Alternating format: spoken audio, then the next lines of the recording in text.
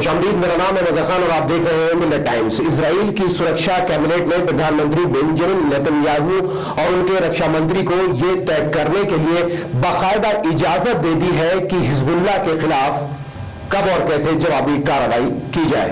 Golan Heights पर rocket हमले के लिए इजराइल और अमेरिका हिजबुल्लाह को दोषी मानते हैं, जिससे वह इनकार करता है। शनिवार के हमले के बाद सोमवार को इजरायली मंत्रियों ने आपात बैठक की।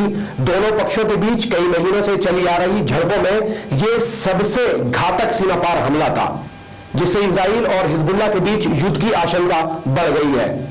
हालांकि मगरबी हुकूमतें इजराइल से इसको बर्दाश्त करने की मांग कर रही हैं। व्हाइट हाउस के राष्ट्रीय सुरक्षा प्रवक्ता जॉन किर्बी ने कहा कि इजराइल को हिजबुल्लाह के हमले का जवाब देने का हक है, लेकिन उन्होंने कहा कि कोई भी पूर्ण पैमाने पर जंग नहीं चाहता है। मजदल शम्स में ब्रूज फेरी पर हमले के बाद नेतन्याहू अपना अमेरिका दौरा छोड़कर इजराइल लौट आए। उन्होंने कहा कि ये हमारे बच्चे हैं, इजरायली राज्य इसे बर्दाश्त नहीं करेगा, हमारा जवाब कड़ा होगा।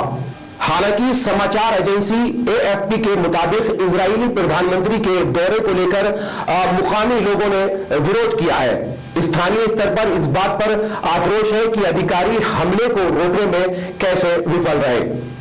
व्हाइट हाउस का कहना है कि मजदल शम्स में हमले के बाद इजरायली और लेबनानी समकक्षों के बीच कई बार बातचीत हुई है।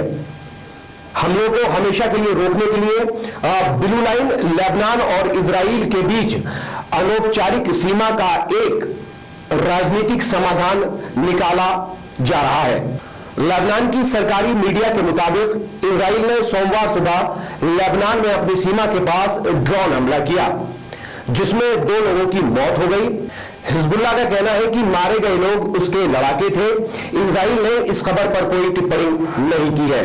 इजराइल के प्रधानमंत्री बेंजामिन नेतन्याहू ने कब्जे वाले गोलान हाइट्स में मजदल शम्स पर हिजबुल्लाह के कथित हमले के लिए जवाबी कार्रवाई का संकेत दिया है। हिजबुल्लाह ने कब्जे वाले गोलान हाइट्स के मजदल शम्स इलाके पर हमले से इनकार किया है। हालांकि इजराइल का कहना है कि हमला, जिसमें 12 बच्चे मारे गए, एक लेबनानी सशस्त्र समूह द्वारा किया गया था। हालांकि हिजबुल्लाह को इजराइल की प्रतिक्रिया के बाद ही पता चलेगा कि युद्ध लेबनान और इजराइल के बीच सीमा तक ही सीमित रहेगा या स्थिति और भी तनावपूर्ण हो जाएगी।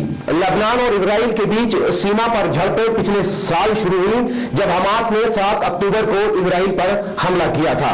इजराइल पर हमास के हमले के दूसरे दिन हिजबुल्लाह ने फलस्तीनियों के समर्थन में इजराइल पर रॉकेट दागे थे। इजराइल और हिजबुल्लाह के बीच एक अलिखित समझौते के तहत दोनों ने ज्यादातर सैन्य लक्ष्यों को ही निशाना बनाया, लेकिन वास्तव में नागरिकों को भी मार डाला है।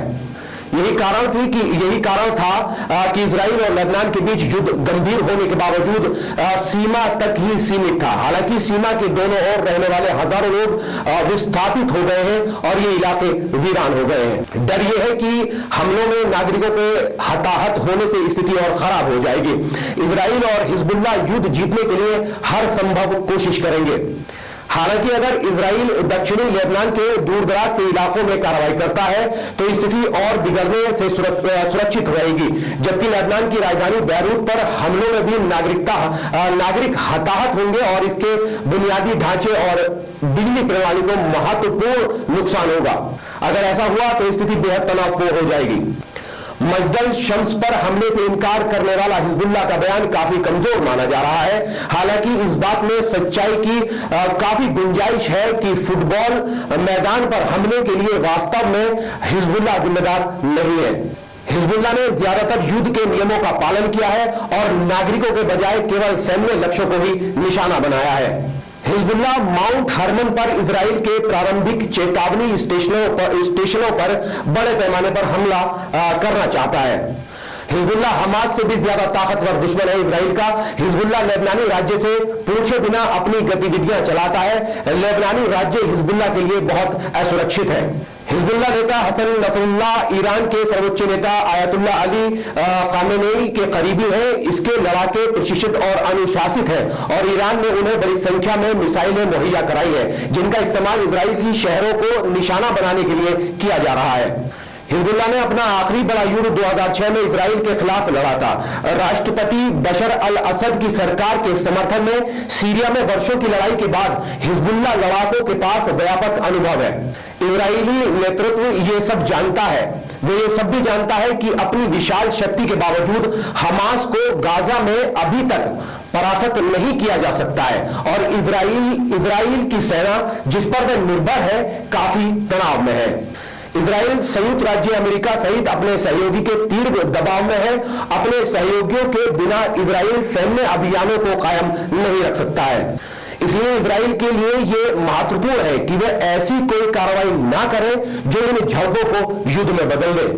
संयुक्त राज्य अमेरिका और फ्रांस ने भय को कम करने के लिए इजराइल और हिजबुल्लाह के बीच सीमा युद्ध पर बातचीत करने की कोशिश की है।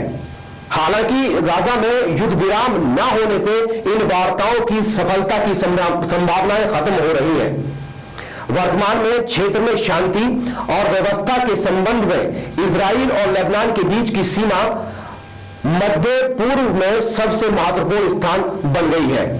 हालांकि भले ही मस्जिद शम्स में फुटबॉल खिलाड़ियों की मौत से उत्पन्न संकट किसी तरह टल जाए, लेकिन स्थिति बढ़ती रहेगी क्योंकि सीमा पर युद्ध के नियम बहुत कमजोर और अस्पष्ट है। इन अस्पष्ट नियमों के कारण यह खतरा है कि कोई खूनी हमला होगा और कोई बड़ा युद्ध छिड़ जाएगा। इस वीडियो में सिर्फ इतना ही। अगर आपको वीडियो पसंद आई है तो लाइक, शेयर और कमेंट जरूर कर दें और तमाम सोशल मीडिया प्लेटफॉर्म पर मिल्लत टाइम्स को आप फॉलो और सब्सक्राइब कर सकते हैं। और अगर आप कोई भी मिल्लत टाइम्स में अपना विज्ञापन देना चाहते हैं तो दिए गए नंबर पर आप कॉन्टैक्ट कर सकते हैं और अपना विज्ञापन मिल्लत टाइम्स में आप दे सकते हैं। शुक्रिया।